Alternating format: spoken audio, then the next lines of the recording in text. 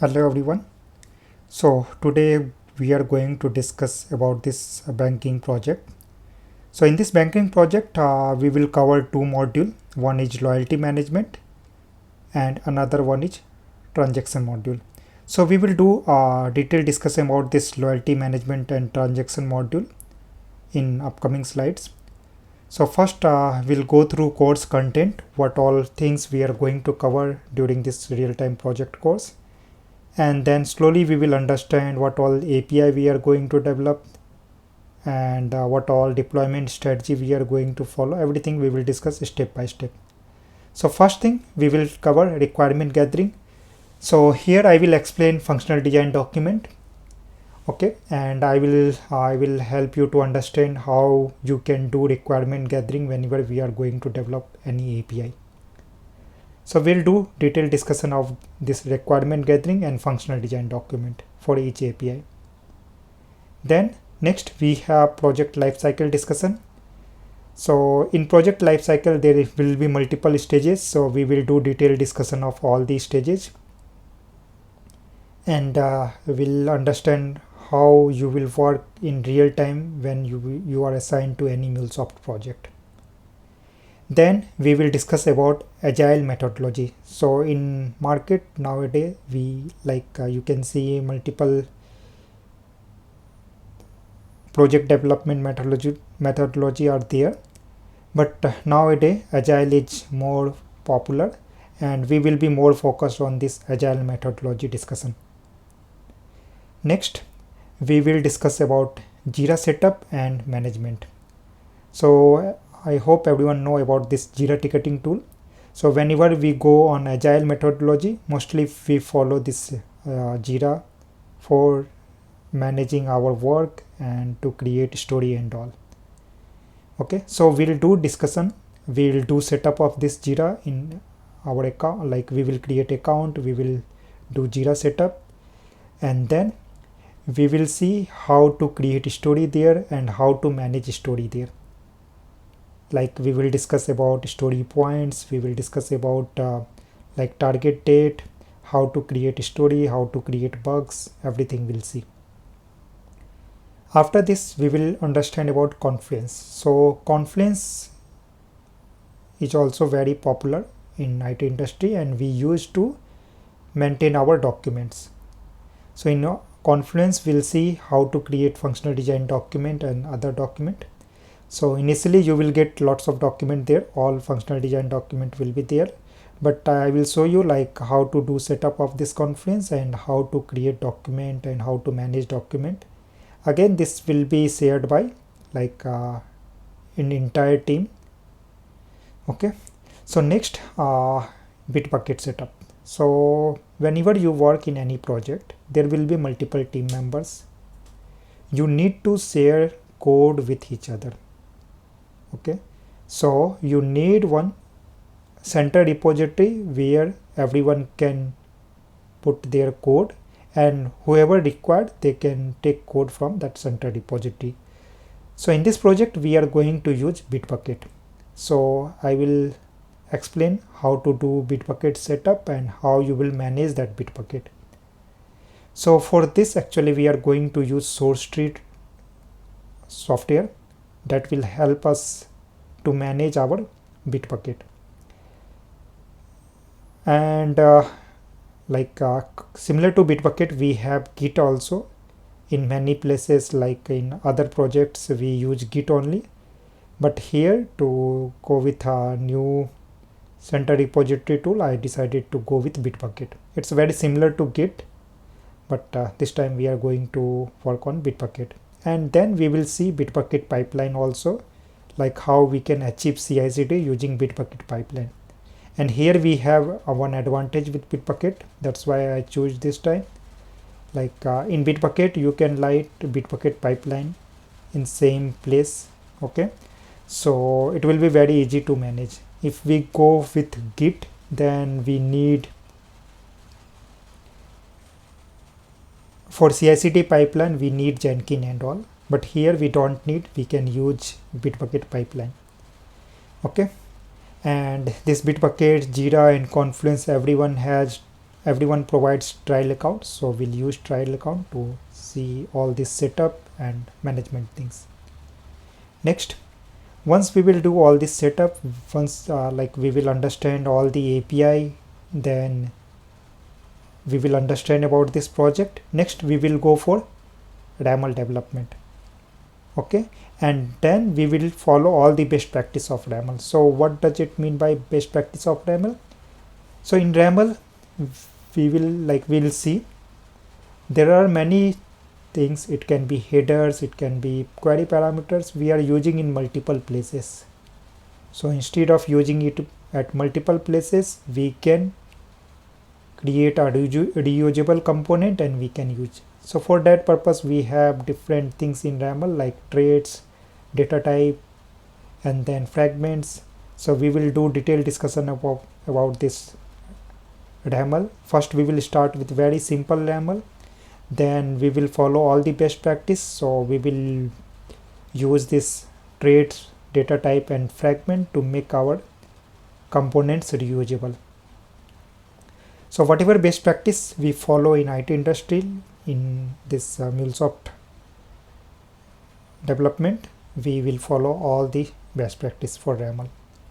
Then next we will develop API, and again we will follow best practice of API. So simply if you will develop API, that will work, but that will be very difficult to manage. Like after you, if someone will want to work on that API, and if you haven't followed some best practice, then it will be very difficult for your teammates to work on that API. So we will see like what all best practice we will follow, so our development will be very easy to understand. And like whenever someone will go to do some modification, he can easily understand your API, and whenever someone will go for review, he will also easily understand your code. So we'll see what all best practice we can follow. Then once we will complete RAML development, we will complete API development, we will do local testing. Okay, so in local testing we will test that API on our local system in Anypoint Studio, and then we will deploy on Cloud Hub and we will test there also. Next we will write MUnit testing. Okay, and yeah, MUnit testing again, like it's a testing framework, like it's very similar to JUnit. Okay, how we use JUnit in Java, same way we have MUnit in MuleSoft. So this will help us to automate our testing process. So we'll see like how to use MUnit recorder, how to use this MUnit. We can write MUnit manually also. So we'll see all this process. Once we will complete this local testing, MUnit testing, then we will see performance testing, and this performance testing will tell us capability of our API. Okay, so we'll see performance testing with the help of JMeter tool. Okay, so for performance testing we have JMeter. So I will help you to understand how you can do performance testing of your API with the help of JMeter testing tool. Next we will do code checking. So once everything will be good, then we will do code checking in center repository, as we discuss about this Bitbucket. So Bitbucket is our center repository, we will do code checking there. Next we will discuss about multiple deployment model.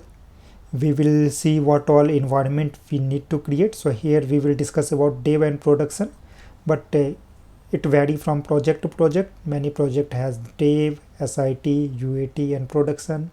Many project has only dev and production. So like we will discuss about all the environment, like what all environment we can create and what is the purpose of each environment. For example, if you are talking about dev, then it will be used by developer. When we do our initial development, we use this environment for testing. We will deploy there and we'll do testing. Then SIT will come. So SIT generally used by testing team. So based on functional requirement, they will do simple integration testing. Like there will be all API will be there, and they will see every API like able to integrate with each other correctly or not based on functional requirement. Then we have UAT environment. So UAT environment generally used by user or BA people who used to provide us requirement. So they will test our API to see that API match their business requirement or not. And after that we can have non-production environment, and we will have production. So once all this testing will be done, then we will move our code to production environment, and there that environment we will use when our project will go live. Okay, so we'll see like what all environments are there, which will maintain their dev and production environment, and I will show you once you will do all this testing in dev environment how you will promote your environment from dev to production. Next we will deploy application on Cloud Hub. Okay, so deployment we will cover here only, so but we will see more detail like after deployment how to apply policy. Okay, this part also we will see after deployment. Environment promotion will be there as I mentioned, then apply policy and security, and then at the end we will discuss like how to use this project in your interview. If you are like from different technology and you want to use this project, then I will explain what all question they will ask and what all cross question they will ask. Everything we will discuss about this project. And this project is almost 99% real-time project only, so easily you can use even if you are from different background. But yeah, for it's useful for everyone. Even you are working in MuleSoft, you will learn a lot from this project. So here you can see what all connectors we are going to use, what all complex component we are going to use, what all policy we are going to use. So connector side we are going to use Salesforce connector, database connector, JMSQ, HTTP connector, object store, and this custom connector. So this one you will not able to see very frequently, but I am going to cover this custom connector here. So what this custom connector do, like similar to this like ready-made connector, these all are ready-made connector that is provided by MuleSoft or some third party. Similar to this connector, we will develop our own connector for logging purpose. Okay, so there can be multiple usage where we can create custom connector, but in our project we will use custom connector for this logging framework. Okay, so to do in log, out log, start log, request log, so what all logs will we do, we will create connector for that, and we will use this connector for logging purpose. On component side, we are going to use complex component like scatter gather, batch processing, parallel for each, caching, choice router, error handling. So these all are complex component. I will give you detail how to use this component, and we are going to use this component to develop our API. Next, policy. So we are going to use multiple policy in our project like client ID enforcement, rate limiting, spike control, HTTP caching, basic authentication, and JWT. So generally this client ID enforcement we will apply on all API, like it's a system API, process API, and experience API. Rate limiting generally we will apply on system API and experience API. Spike control again we will apply on experience and system API based on requirement. We will not apply everywhere, but client ID enforcement will be for each API. HTTP caching, so again this HTTP caching we are going to use for caching purpose. Wherever we will see like this response is not changing very frequently, so instead of calling that third party system like external system, we can use our caching component and we can fetch data from there. So that is this caching component, but this HTTP caching is applied on gateway level itself. So if we will think like our API is responding static response, so what we will do, we will apply HTTP caching policy there. So on gateway level only we are doing caching, and someone will call our API that they will receive response very faster. So we will see and we will discuss more detail about this HTTP caching also. Then we will apply basic authentication and this JWT token authentication also. So mostly this JWT authentication we apply on experience layer. So either like project will use JWT token or OAuth. So there must be one policy on experience layer among this JWT token or OAuth. But in this project we are going to use this JWT token. I will show you what all steps you need to use to configure this JWT token. So how like we need to create public key and private key. Then you need to use this public key in your API manager to configure this JWT token. So all those discussion we will do about this. Okay, so now we will discuss about objective of this exercise. So here we are going to simulate a real world scenario where a solution architect document will be handed down to the development team to build and implement API. Okay, so here like for you there will be functional design document which will be created by me, and I will provide you functional design document. You will get requirement from there and will use that functional design document to simulate real world scenario for this loyalty management and transaction module. Next, make use of MuleSoft out of box capability. So here out of box capability means like in MuleSoft we have lots of components are there. Okay, so we need to identify which component is more suitable. Okay, so let me give you one example like what does it mean. So in MuleSoft like we have two component, one is scatter gather and another one is like one is scatter gather. We have one component scatter gather. For example, we want to call three external system A, external system B and external system C.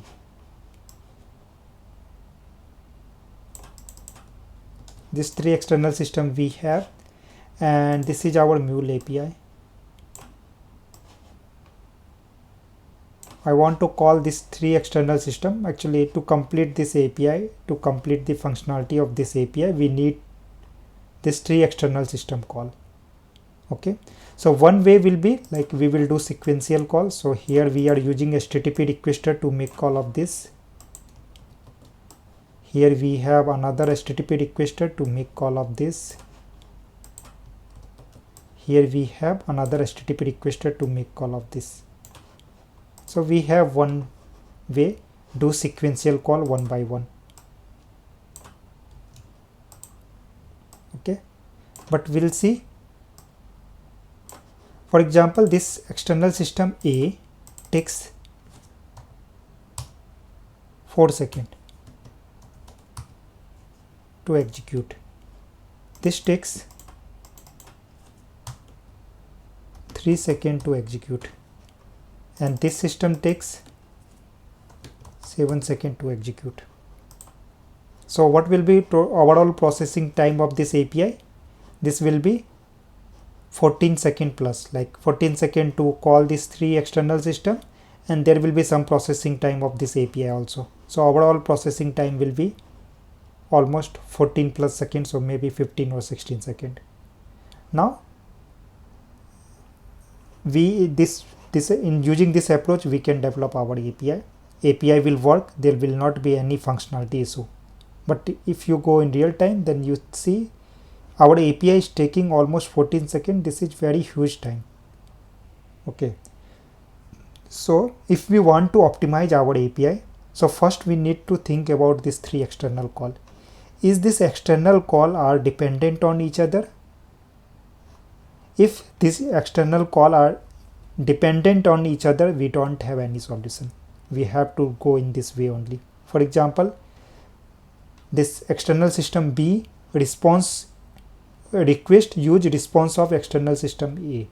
So whatever response we will get from here, we will use that response as a request of this external system B. Same way, this external system C use response of external system B as their request. So from here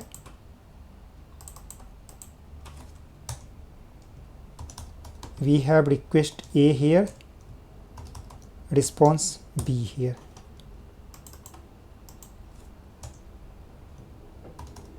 Request B here, response C here.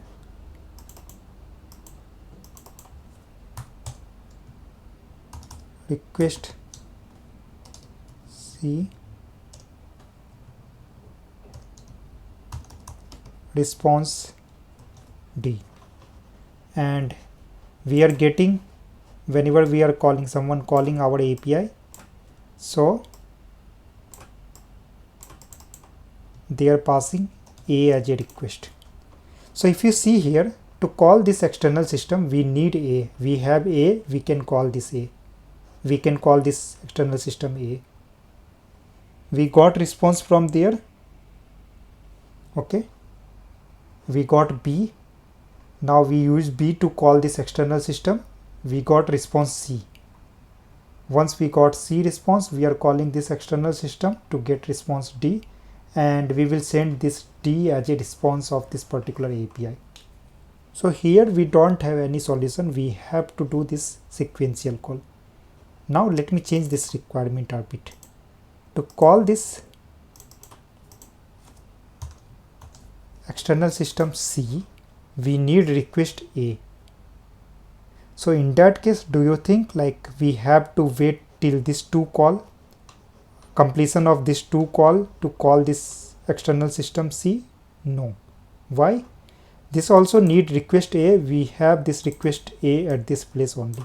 So why we will wait for this call till the completion of this to call? So what we can do, instead of making this call sequentially, we can make a parallel call here.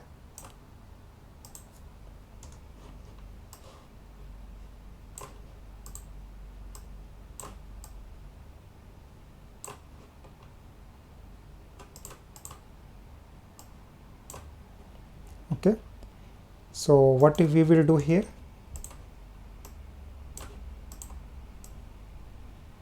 So at this place we will use scatter gather component. Okay, so we have A and then we will use here scatter gather.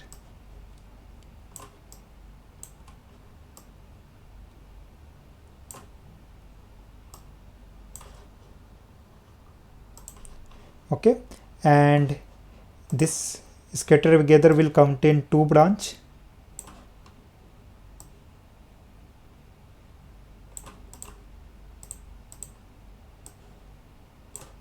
So one branch will contain this, another branch will contain this. So what this scatter gather component do?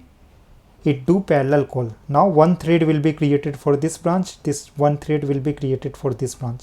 So initially it took 14 seconds. Now it will take 4 plus 3, 7 seconds, 7 seconds. So overall this activity will completed in 7 seconds. So it will take 7 plus second, like 7 second or 8 second.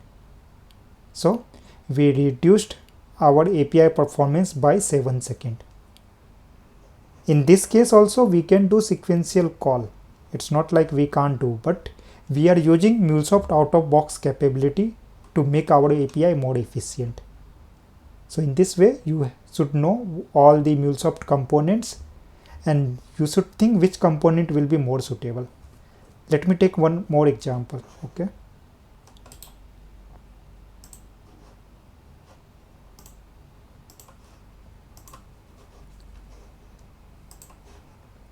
Let's say we have one API,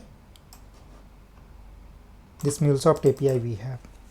Okay, and I want to do some activity repeatedly, like 100 times I want to do some activity. Okay, so here we have one activity.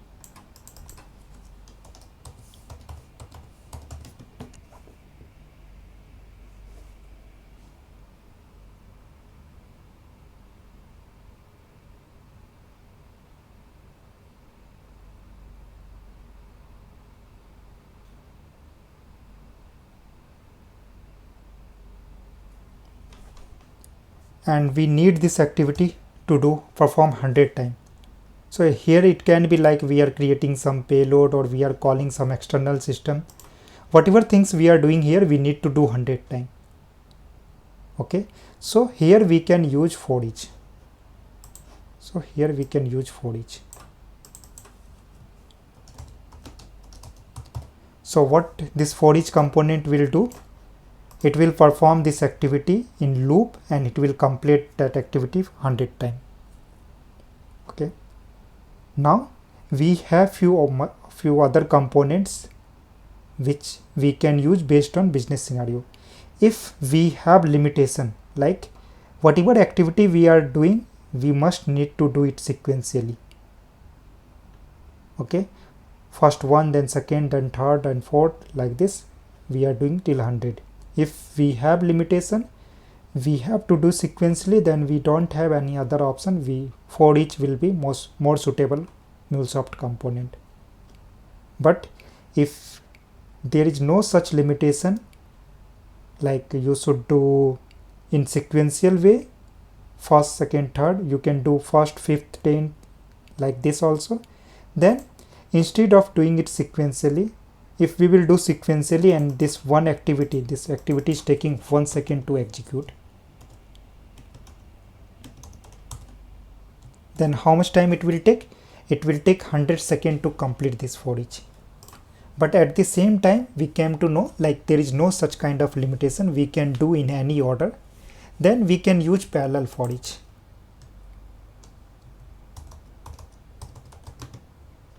Okay, so in parallel for each, now we will have advantage, it will run parallelly. So in parallel for each, you have to define how many concurrent thread you want to run. So if you define concurrent thread number equals to 20, then 20 record will be processed at a time. So how many records we have? 100. So if 20 will start at a time, then 100 will be completed in 5 loop only. So how much time it will take? 5 seconds only. So you can see in one side it's taking 100 seconds, second place it taking only 5 seconds. But before taking this decision, we should know like what all limitation we have. If it is sequential, we must need to do sequentially, then we will not able to use parallel for each. We must need to go through for each, and in that case we will not able to reduce time to 5 seconds. But if we don't have any limitation, we can do in any order, then we can go with parallel for each. Now next requirement. If they will say like from where you will get requirement, if they will say like there may be scenario like few records may fail. In that case also you don't need to stop processing. Okay, that we can handle in parallel for each also. We can use try block inside parallel for each, and we can put on error continue component inside try error handler, that we can achieve. But if they will say after doing this we have to do lots of business activity, then in that case I will suggest to go with batch processing. Okay, so batch processing is like more robust when we want to do multi-threading, when we want to run anything parallelly, then batch processing is more robust and it provide you more inbuilt facility which you can use to make your API more robust and more efficient. But we have some limitation with batch processing and parallel for each also. In parallel for each, you like as a developer you have right to define number of concurrent thread. You can define 10, 20, 100. Based on your worker size, you can define as many as you want. But in case of batch processing, as a developer you will not have any control. So size of worker will decide, means size of vcode will decide how many concurrent thread will be created. Okay, so we will not able to decide. So batch processor component internally decide how many parallel threads will be started. So if you have requirement like you just need to complete in lowest time, then you should prefer this parallel for each.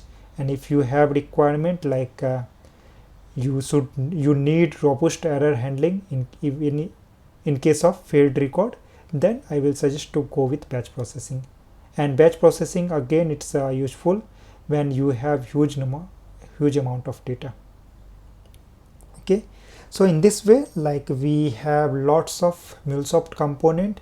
Each component has their advantage, disadvantage. You should know all the component, and based on your experience, previous best practice, you need to use which component, like these two are combined one. So based on your previous experience, you need to think about MuleSoft out of box capabilities, and you should use more efficient one. Okay, as I mentioned, like same thing we can do in multiple way, but that will impact throughput of your API. Okay, efficiency of API, your API. Okay, next, make use of Design Center to create RAML. So we'll use Design Center to create RAML, and we'll publish that RAML on Exchange. Next, we will organize and create the Mule project based on the business scenario. So whatever business scenario we will receive, based on that we will organize our Mule component and we will create Mule API. Next, we will create Mule message flow making use of Mule components. So as I mentioned, like in MuleSoft we have 30 plus component and we have almost 200 plus connector. So using those component and connector, we will create flow, subflow, and we will design our API, and we will cover our business logic. Once we will do all this thing, then we will go for testing. Testing will be unit testing, unit testing, and performance testing. So we'll see all different kind of testing. Generally, performance testing will be done by testing team itself, but as a developer, you should also have knowledge of that, so that before going to that performance testing, you can also test your API on performance wise, and you can take some decision to make your API more efficient. So here for testing, we have Postman and we have SOAP UI. So you can use any tool to do local testing, but mostly we will use this Postman. Okay. Once we will complete all this thing, we will deploy our application on Cloud Hub. We will apply all the policy, security, everything. Then we will demo the working example. Okay.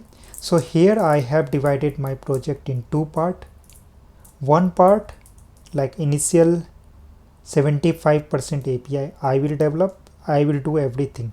Like I will help you to understand requirement. I will create Jira ticket, I will manage that Jira ticket, I will create RAML, API development, best practice of RAML, best practice of API, local testing, unit testing, unit testing, performance testing, deployment, applying policy. So I will do everything for 75% of API.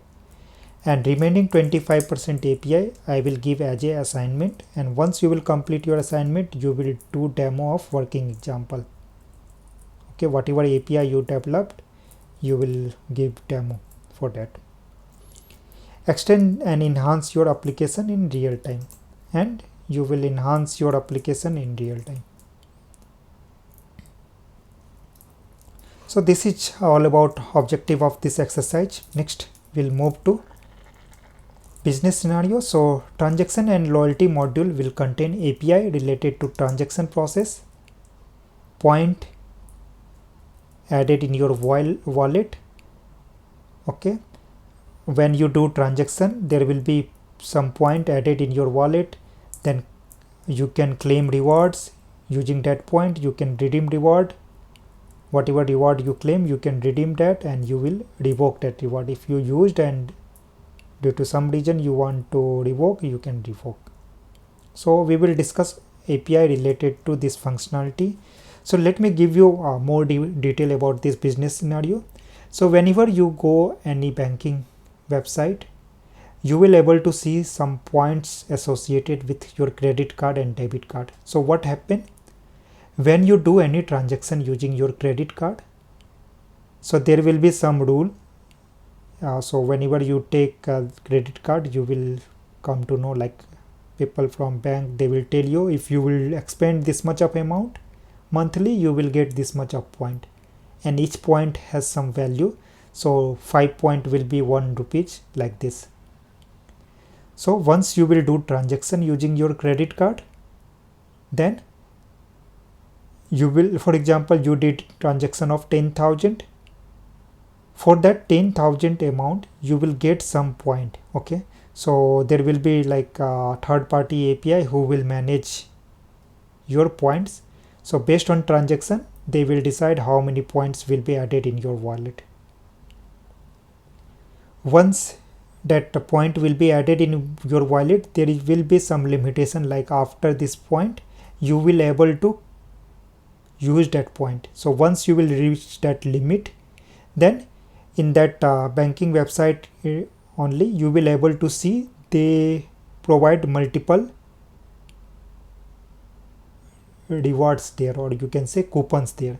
So you can select proper coupon. For example, like you will get Uber 100 voucher, 100 rupees voucher. So you will select that particular 100 rupees voucher, or for example it's related to any other e-commerce website, you can buy 100 rupees voucher of that particular e-commerce website. So you will select particular reward, what reward you want to claim, and then you will call our claim API. Once you will call claim API will deduct related point which is required to buy that voucher, and it will create one coupon for you. That coupon will contain some barcode or some number. You will able to use that coupon to redeem your reward. Okay, once you will get that coupon, you will go to that particular shop, you will enter that number, and that amount will be deducted from your total amount. So whatever reward you will like coupon you will receive, that will contain some barcode or that will contain some PIN number, you will able to use that PIN number. So once you will perform that activity, your reward will be redeemed, means whatever coupon is there, you already used that coupon. So then this API will be called, and due to any reason if you want to revoke that reward, then you will call this API to get that coupon again. Okay, for example, you purchase some item using that coupon, whatever coupon you claimed, using that coupon you purchase some item, so that coupon got redeemed, but now you are going to return that item. So once you will return that item, again we will call this revoke a reward API to return that coupon to that customer. Okay, so in this way we are going to deal this many of API that is related to any banking website. And if you want to explore more, I think most of you are using internet banking. If you have credit card, then go to your credit card tab, you will able to see points there. If you are using your credit card, based on your transaction amount, every month you used to receive some points, and that points is keep adding there. So same things you will able to experience there at this moment. Like after transaction you got some point, now you can use that point to claim a reward. Once you will claim a reward, you will get one coupon, you will use that coupon, or you will redeem that coupon. Then that coupon will be come inside used category, and that amount whatever like a coupon is there, if it is a discount coupon, then amount you have to use that coupon to that particular e-commerce website, and then some amount will, whatever amount is there in coupon, that amount will be deducted from total balance. And then revoke reward, as I mentioned, if you return that particular item to e-commerce website, again your coupon will be active. So they will call this revoke reward API to return that coupon again. So this all business functionality we are going to cover. So this first one is related to transaction module and other related to loyalty module. This claim reward, redeem reward and revoke reward. So here you can see flow, like process will start, customer will make transaction using credit card. So like this banking application will call transaction API. This transaction API will create one transaction and it will insert data in Salesforce. Now that transaction detail is there in Salesforce, and this loyalty management need that transaction detail to create point based on that transaction. If transaction amount is 10,000, add 100 point. If transaction amount is 1 lakh, add 1000 point. Like this, they have some rule. So once this transaction detail will move to this loyalty management system, they will calculate amount and they will create points for that particular user. Okay, same time, like this API will insert data in database also for analytics purpose. Like company will use this banking company will use this data to do some analytics, like which user is using more points, so we can give some extra offer to that particular user, or like they will do analytics, so they need transaction detail. So this transaction detail will be fetched from Salesforce and it will inserted in loyalty management system in database. In database they will use for this analytics purpose, and this loyalty management system will use that transaction detail to create points for that particular user. Okay, next, claim coupon. Okay, now we have enough number of points to claim a coupon, so I will select that coupon, I will select quantity, and then front end will call this API. So this API will call this loyalty management system to redeem that point and to add coupon in that particular user account. So once this activity will be done, that user will get coupon. Now if we want to redeem or revoke coupon, so first he will redeem coupon, they will call this redeem API. Again request will go to loyalty management system, they will redeem that coupon, and if want to use revoke, then that loyalty management will revoke that coupon again. Okay, so once we will complete all this activity, then there will be reward sync process. So again there will be multiple reward created for particular user, for all user, and this Salesforce system want to keep track of that how many rewards created by which reward claimed by user, how many rewards are claimed by user, all those detail we need. So Salesforce, there will be one scheduler process which will keep syncing that data from this loyalty management system to Salesforce system, since this is our primary CRM system. Okay, so all customer related data should be here, so that's why we are syncing from this system to this system.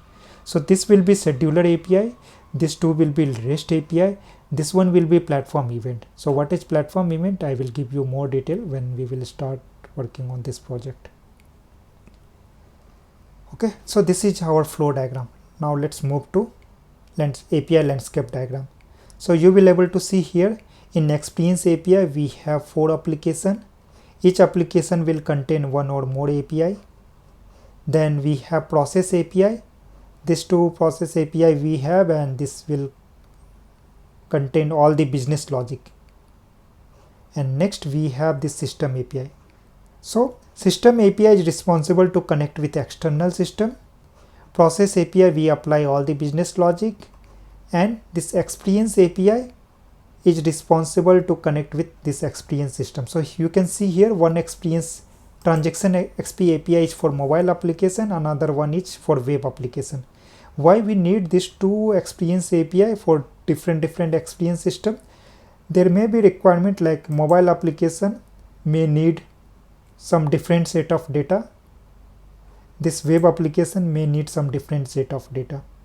For this mobile application, let's say assume this mobile application is internal mobile application for that particular banking application.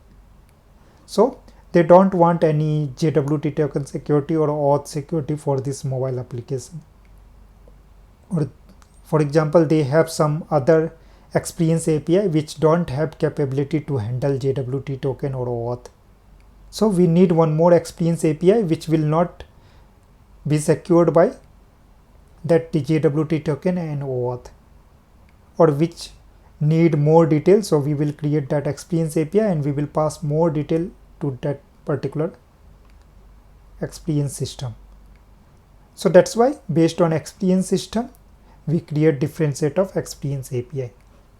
Process API to apply business logic. System API is responsible to connect with external system. And in this project, as I mentioned, we are going to use SFDC, Salesforce. We are going to multiple loyalty management system API. Okay, that API I already developed. So you are going to use whatever API I developed. Then we have MySQL DB for analytics purpose. We will store all the data. And then we have object store. We will use object store for caching and other details. Okay, next, here we have list of all the API and application. So this application will contain this API, this application will contain this API. So here you can see few application contain multiple API, or you can say resource. These all are resource, and few contains only one resource. So many people like thinking about how many resources can be there in one application. So if you follow API governance, then it's best practice to keep maximum 20 resources in one application. We should not create more than 20. So here we have all application with less number of resources or API, since we are going to cover only few modules of banking system, transaction module and loyalty module. But if module will keep increasing, like customer module, payment module, then we will number of API will keep increasing in each application, or number of resources will keep increasing in each application. Okay, so as I mentioned, like 75% API I will develop and 25% API I will give as a assignment. So here we will discuss about like what all external system we are going to use, like Salesforce. So this Salesforce is a cloud computing service as a software as a service company that specialize in customer relationship management. So here also we are going to use this Salesforce as a CRM system. Okay, and we will manage customer related data in Salesforce. We are going to use database. So here we are going to use MySQL database, and I will give you more detail like how to do setup of Salesforce database, everything during once we will start working on this project. So here actually we will not use our local database. I will give you detail of remote database, since we are going to deploy our application on Cloud Hub. So our database should be hosted on some server. So we have multiple remote MySQL providers. So we are going to use that one. Next, this object store. Object storage, storage like it's a temporary storage location where we can store our temporary data like caching data, JWT token, or few other data we can store inside object store. Okay, so we'll do more discussion about persistent, non-persistent object store, what all properties are there, like for example, like how much time we will store data in object store, then after how much frequency schedule a job, batch job will run to delete existing records. So all those property we will discuss to configure what all required to configure object store. Next, external loyalty API. Loyalty API assign any amount of wallet to each customer. Okay, so there we will control about points, rewards, coupon, all those things we will discuss there. Okay, then front end. So front end will call our API So whatever API we will have, so that will be called by front end. If you see here, so this is mobile device, this is web application, this is developed by front end, and they will consume our API. Okay, and we will discuss about security also, which layer should be secured by which policy. We will do detailed discussion of that. Okay, so this is all about project detail, like what all things we are going to cover, what all API we are going to develop, what all business functionality we are going to develop. Okay, now let's move to this batch detail, when I am going to start this batch and what will be timing and all. So batch will start from 1st of October. Okay, so this 1st of October will be Friday, so only this Friday I will take session. Apart of that, all Saturday Sunday we will have session from 7 p.m. IST to 10 p.m. IST. If you are on different time zone, you can check your time, and mostly for US people it will be 9:30, and for different region you can check your time. So we will take class on Saturday and Sunday. There will be 3-hour session. Okay, and first, like on 1st of October we will take introduction session. So we will discuss about this project in detail, and then from 2nd of October we will start development of API. What all steps we discuss, we will follow everything and we will do development. Okay, if you want to register for this course, then just contact me on WhatsApp. Just ping me on WhatsApp, and then based on our chat we will go for further call and other things. Okay, so thanks everyone. If anyone interested, just ping me on this number. We will do detailed discussion, and I will give you whatever other information you need. And as I mentioned, this project will be almost 99% real time. So you can see every system we will use trial version, and we will create account, and we will do everything in same way how we do in organization. Okay, we will follow all these steps from scratch to end, and we will follow all the best practice. We will proceed how we proceed in organization. Like once you will join a company, you will assign in MuleSoft project, how you will do all the steps from very beginning. We will cover everything. Yeah, thanks everyone. If you have any query, then feel free to contact me on below number. Yeah, thanks. Bye.